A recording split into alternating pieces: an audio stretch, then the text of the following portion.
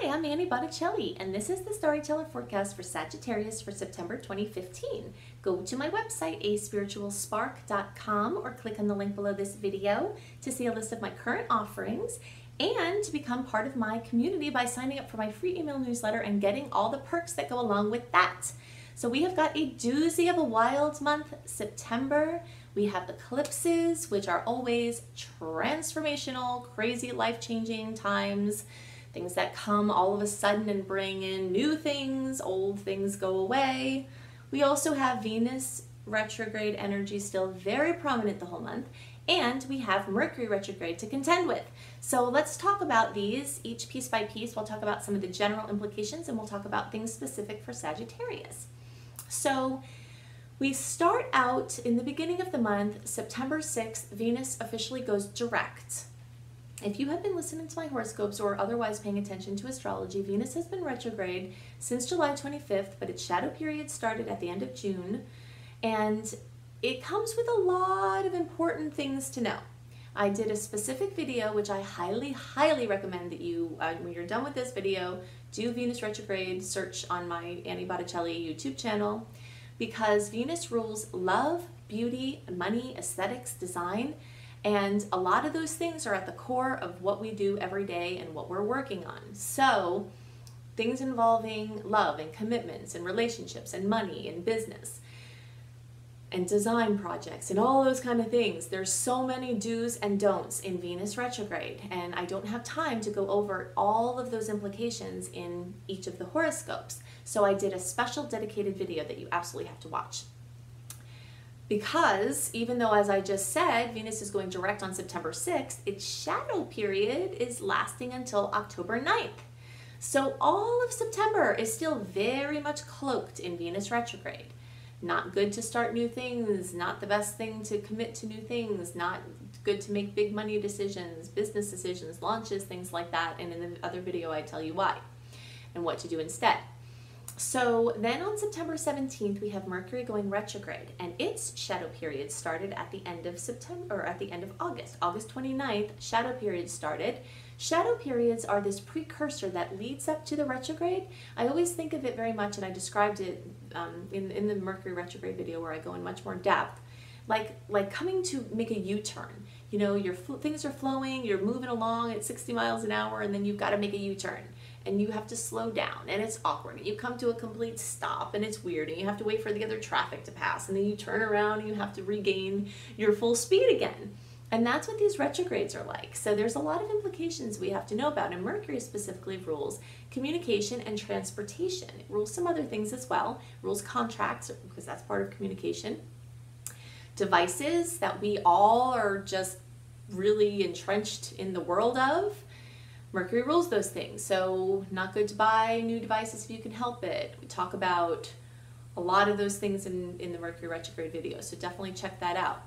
So Mercury is going to go retrograde September 17th. It will stay retrograde until October 8th, and then the shadow period, the post-retrograde shadow period, lasts until October 24th.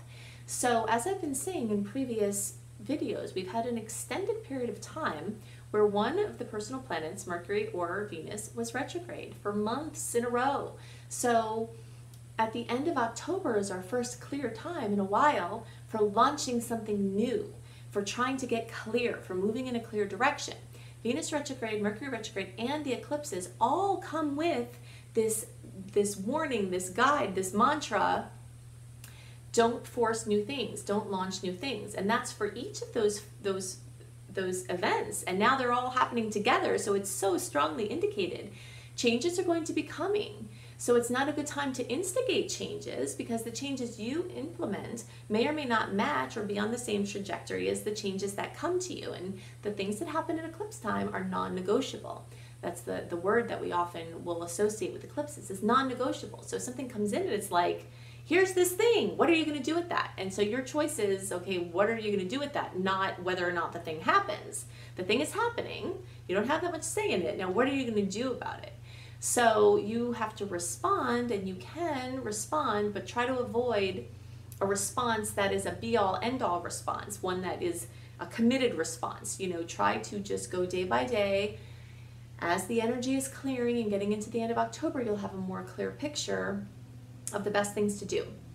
So we've got the solar eclipse on September 13th. We often feel the energies of the eclipses up to 6 weeks before, so you might start to receive news from the solar eclipse at the beginning of August. That could start happening. And then towards the middle of August, the full moon lunar eclipse, which is on September 27th, you might start to have manifestations of that coming in. So the lunar eclipses close up energy. They're like a full moon in triplicate. So full moons bring things to completion, to closing, to an ending. And when you have a full moon with a lunar eclipse happening at the same time, it's like a full moon times 3. And the new moon and the solar eclipse is the same. So the solar eclipse is like 3 new moons. So it's fantastic for new things, but, and farther reaching than just the energies of the new moon regularly. But this often brings powerful things, like I said, that are often out of your control.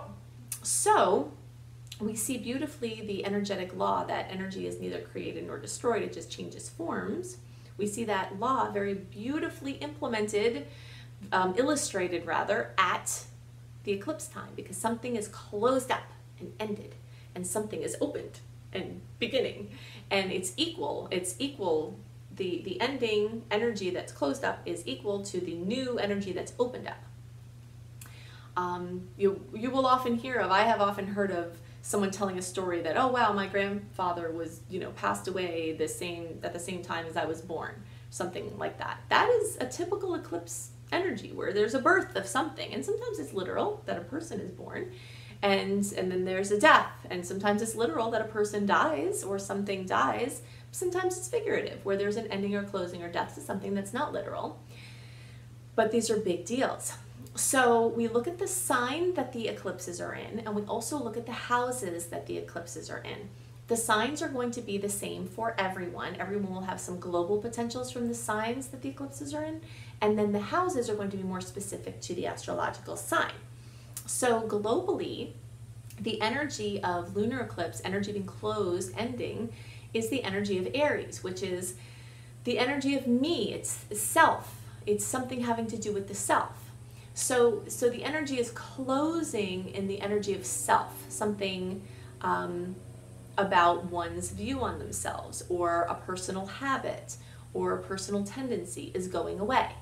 And this could be a fantastic thing. If you have a problem, or a physical ailment, or an addiction, it could go away. And then the opening is in Virgo, which is all about health. It's about diet, it's about medical tests, and it's about nutrition and healing regimens and exercise regimens. So this new energy is opening up there. This is also the house of pets, of animals in general, and your day-to-day experience. So people's day-to-day experience is different. Many people get up and they go to work, and their day-to-day experience is at their office. So for many people, this energy of the Virgo opening is going to play out in the office place, some new chapter, a new office opening, a new location, a new boss, new coworkers, a new job position, new title, new workload, something like that. In most cases, it's going to be better. It's going to be an improvement, with the solar eclipses bringing in a new, fresh, shiny opportunity. So some people are going to get a new pet or do something related to animals that's new. I'm seeing more and more people coming that I'm talking to are getting into working with animals for the purpose of healing, for themselves and for helping the animals and for helping other people heal with the animals. So this is an area, if you're in that field, there's going to be a lot of opportunities opening specifically with that, where your relationship with the animal and healing involving animals. So specifically for Sagittarius, most of you are going to experience this lunar eclipse or closing or ending in your house of home. You later degree Sagittarius are going to have this in your 3rd house, but close enough for some of you to the line of the 4th house where what I'm about to describe you may experience, but you're more likely to experience some closing, ending, etc. in the 3rd house, which we'll talk about in a second. Okay, so this closing off energy in the house of home. Some of you, that will be the sale of a house. If you've been trying to sell a house, this could be a welcome break. Some kind of something with real estate or house ends.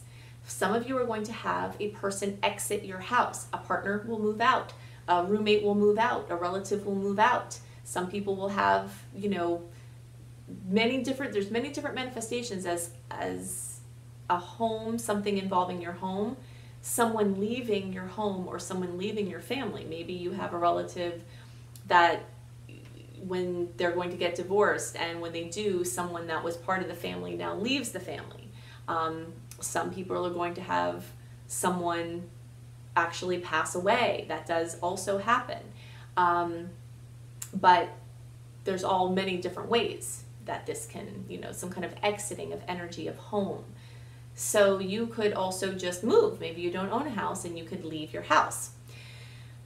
There's strong energy for most Sages about this opening up for the solar eclipse happening in work. So we see a very strong story for many Sagittariuses that they're leaving their previous house so that they can move because of a work opportunity. So many people with importantly placed Sag are going to have new work opportunities, period. But many of you are going to have a new work opportunity that either allows you to move because you've wanted to, either to a different geography or to a different house.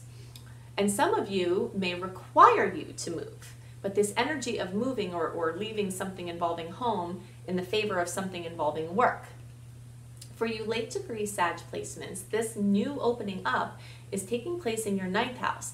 But for people whose work is very 9th house based, as many Sages have a 9th house basis to their work because Sag rules the 9th house, and we usually find ourselves very much entrenched in Sag things. Sag things include international relations, teaching, learning, expanding consciousness, broadcasting, publishing, writing, speaking,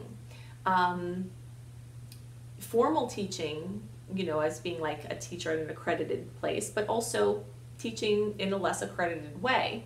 Also religions, either being involved with a church or being in a paid position in a church or something like that on a spiritual topic, or something involving a different country or language. So for you later degree placements, and some of you middle degree placements might have this here too, this big opening up in the things that I just listed. So if your work is in those things, some of you are going to have this eclipse happen on the line of the 9th house and the 10th house, which is bringing 9th house energy into your work, new opportunities involving the publishing and the speaking and the teaching and all of these kind of things. In general, most Sages have been having, are going to be having in September, and for many of you, especially later degree, is going to continue into October, this huge focus on your 9th house. And 9th house is everything Saggy, which Sages absolutely love. You know, it's the freedom to roam, it's the freedom to dream big and the bigger picture. And any of the other things that I listed involving Saggy ideals and Saggy things that we love to do. And that energy is moving into, or already very strongly into, work and career.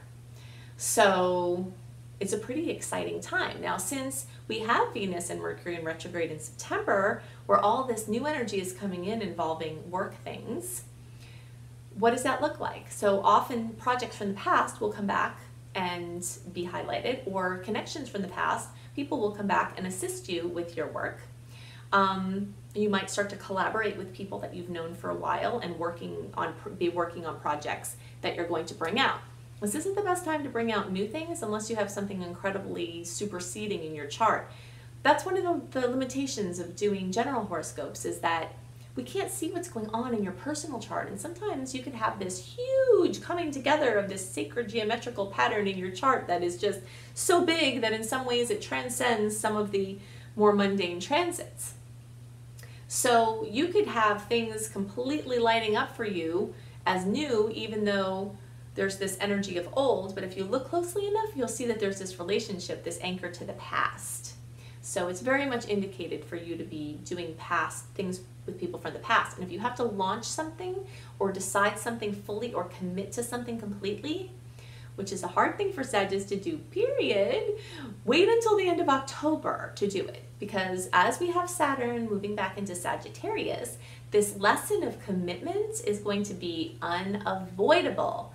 But it's going to bring all of those dreams that you have, and they are big, they're the biggest of everybody, right? This, and not to say everybody, because other people have prominent Sagittarius, even if their sun sign isn't Sag or their rising isn't Sag, but the energy of Sag is this like, go huge.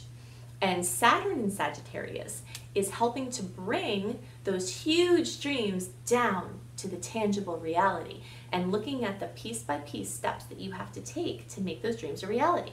So even though you are going to have to commit to things that make you completely uncomfortable, that bring up all your intimacy problems and blocks and fears, and that you have to get nailed down and commit to being predictable in some ways and showing up in certain ways, it's going to be good for you.